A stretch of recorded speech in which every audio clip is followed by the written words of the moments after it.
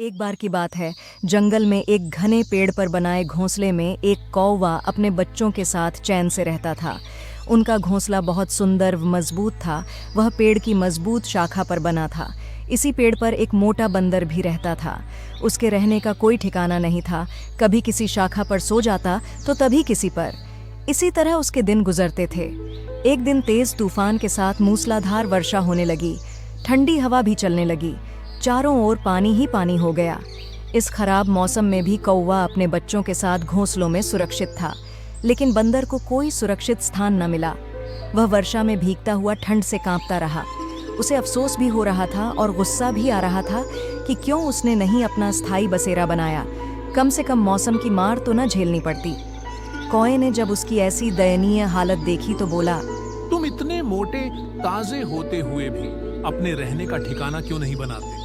हमें देखो, हमारे पास मौसम की मार से बचने के लिए यह घोंसला है, और एक तुम हो। इतने हट्टे कट्टे होते हुए भी कोई स्थायी बसेरा नहीं बना पाए हो।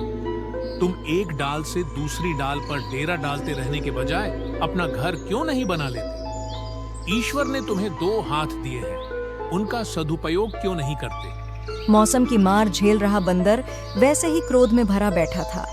कौए की यह बात सुनकर बंदर का पारा गर्म हो गया। वह गुस्से में बोला, तू मूर्ख काला कौआ, तेरी हिम्मत कैसे हुई मुझे सलाह देने की मैं क्या करूं क्या नहीं? लगता है तुम तमीज भूल गए हो।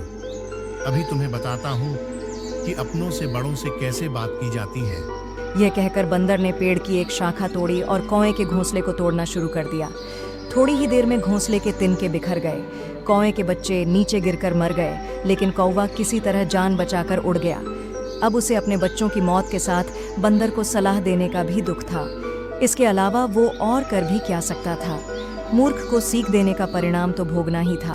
इस कहानी से हमें शिक्षा मिलती है कि किसी के व्यक्तिगत मामलों में दखल नहीं देना चाहिए।